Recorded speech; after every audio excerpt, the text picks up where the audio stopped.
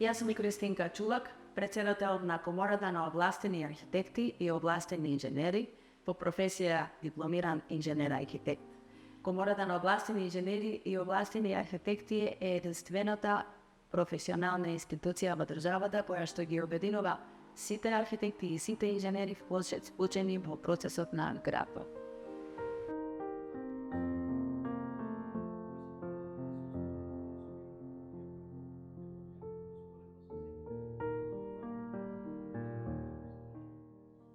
Ви благодарам. Пред се добре дојдовте во Комората на овластени архитекти и овластени инженери.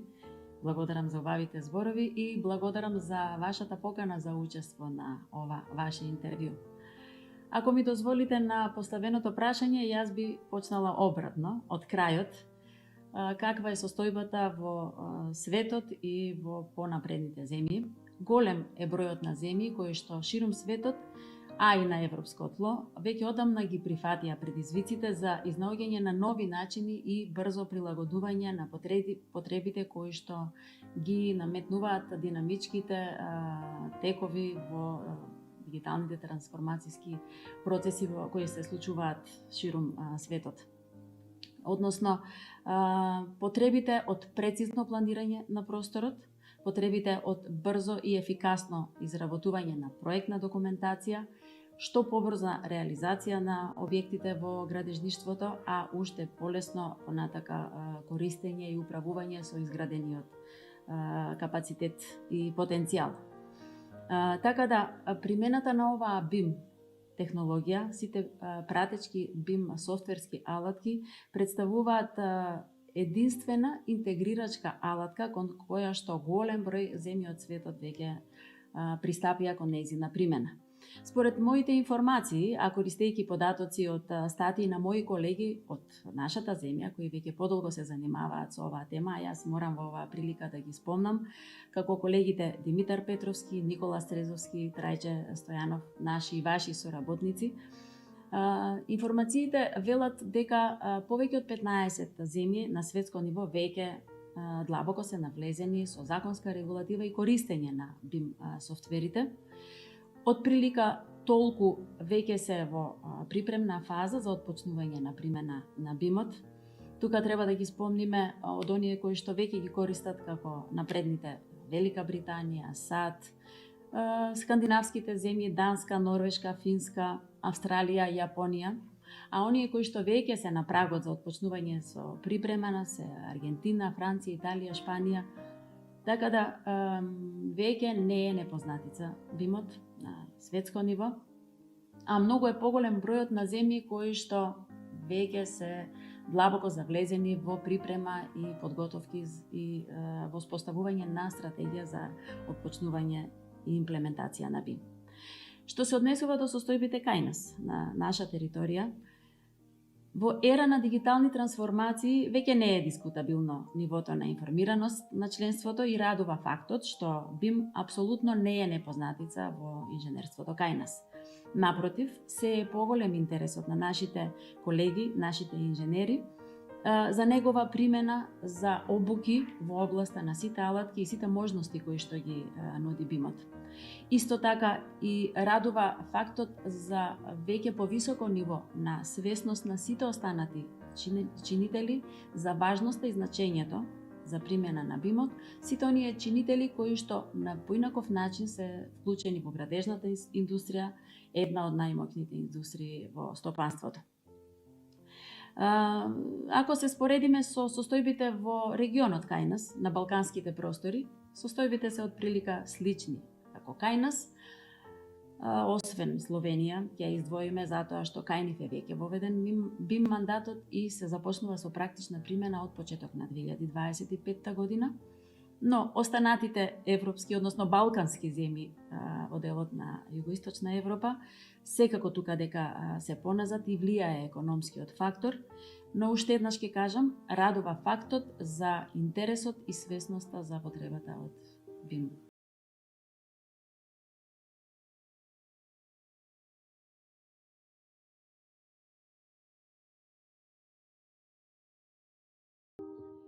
Комората како членка на ЕЦЕЦ, Европскиот совет на инженерски комори, Оваа година стави подпис на стратегијата за унапредување на инженерската професија,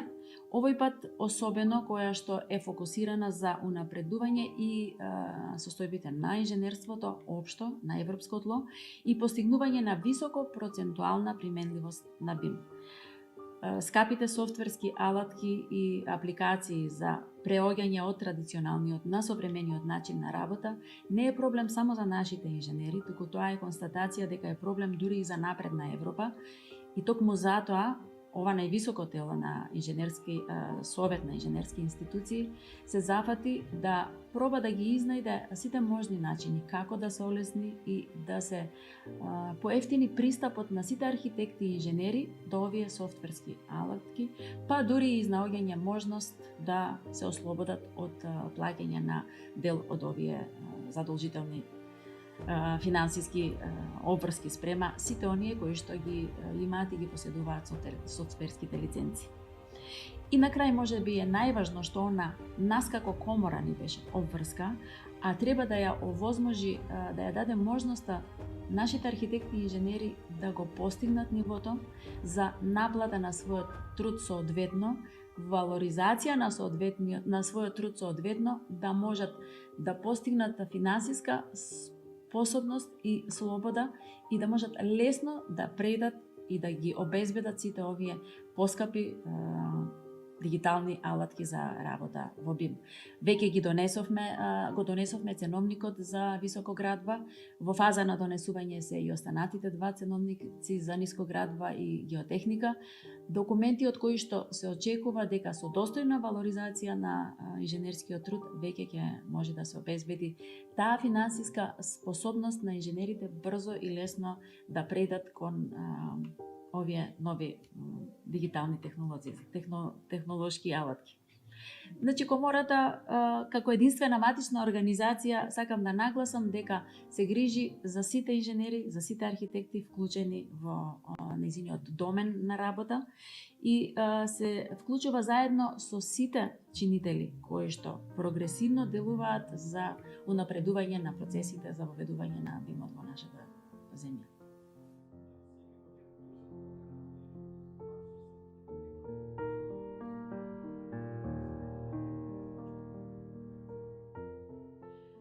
Секако дека се уште не сме на нивото кое што би требало да го имаме. Секако дека, како што спомнав, веројатно заради економската состојба, економските можности, прилично каскаме позади напредна Европа и останатите земји во светот и не очекува уште многу напорна работа како на индивидуално, така и на колективно ниво, со системски организиран пристап на сите клучни институции кои што мора да бидат вклучени во овој процес.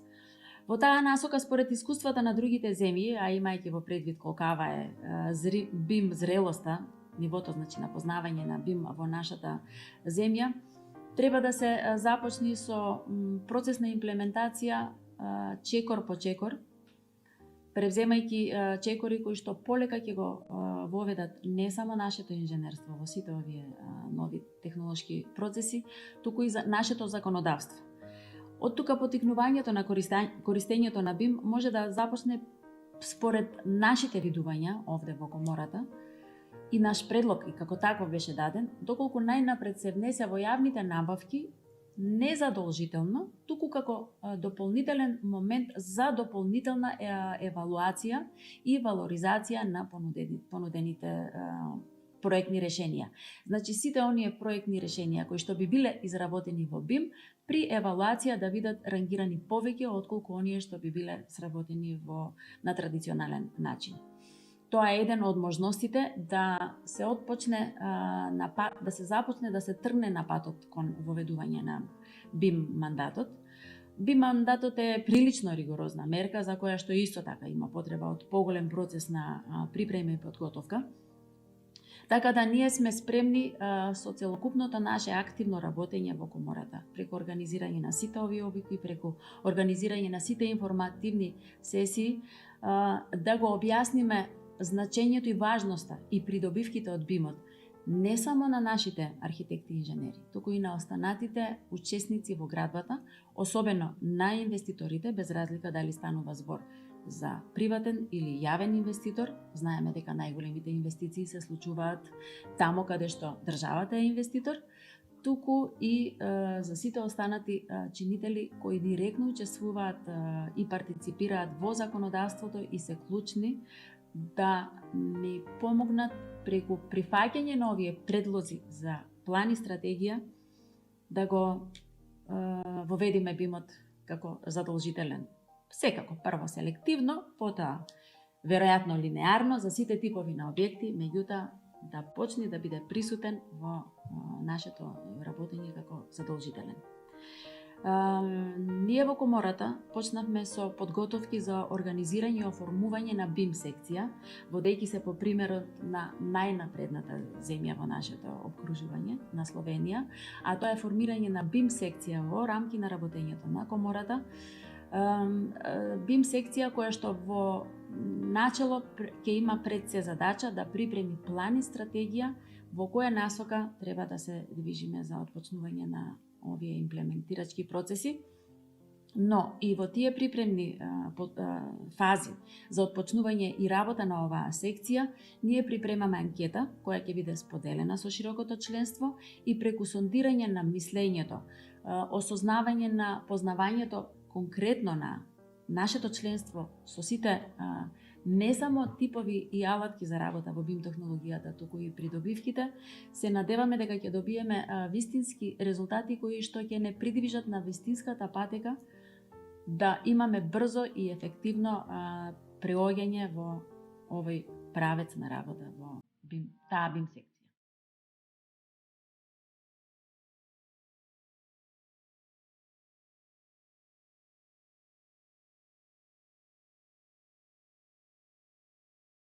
Апсолутно. Несомнени се придобивките од примена на BIM-от во сите спомнати аспекти, како што ги наведовте дали се тоа човечки ресурси, време или финанси. Најголемиот број на нашите домашни проектантски бироа се во постојана трка со роковите за припрема и предавање на проектите, кои имаат пак константна тенденција рокови да се смалуваат. Од друга страна, се поголем е притисокот и барањето на инвеститорите, овие рокови не само да се скратат, туку да добијат и 3D разработка или визуализација на нивните проектни задачи, нивните проектни барања и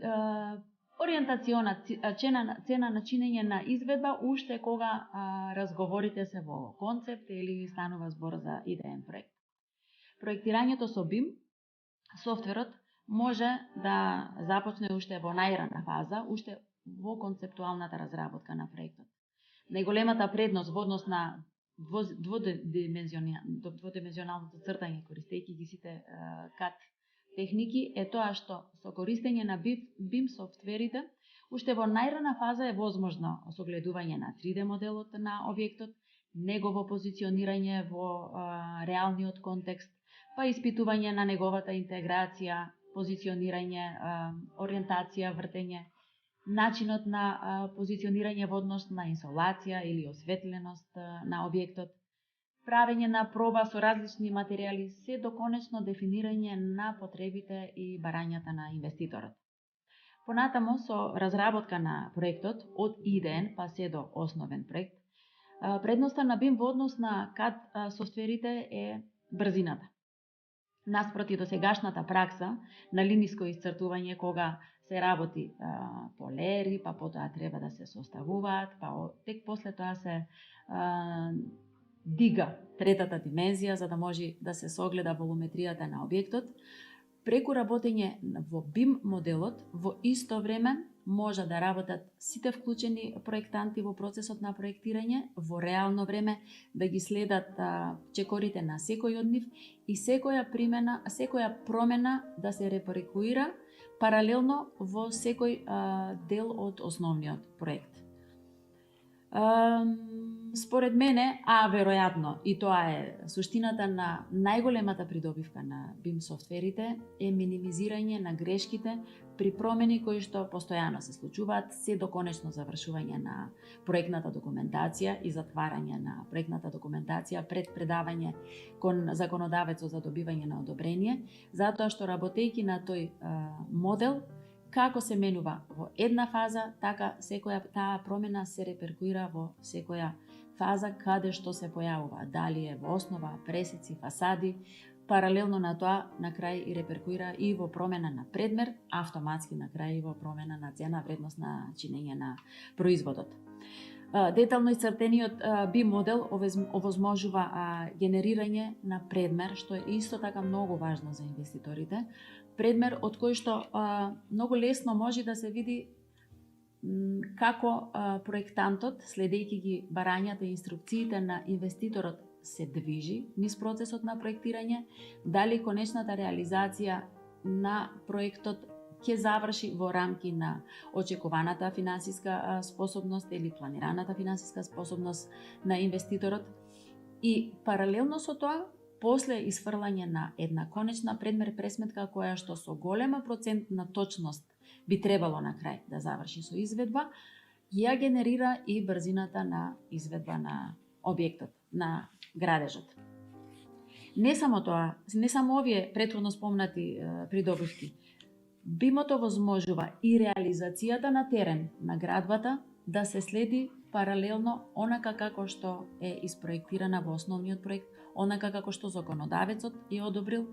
и на крај последната придобивка која што особено во ова време на енергетска криза, потреба од изнаоѓање на нови енергетски ресурси заради зачувување на животната средина, е одржувањето на објектот, неговата енергетска ефикасност и автоматски со тоа продолжување на животниот век на самиот градеж. Да не се навраќам, може само со една реченица да заклучиме дека се многу бројни и далекосежни придобивките на примената на BIM софтверските алатки.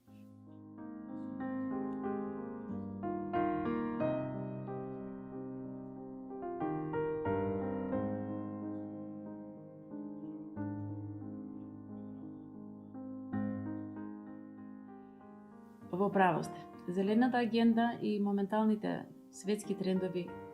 практично и ги наметнаа сите овие нови дигитални решенија,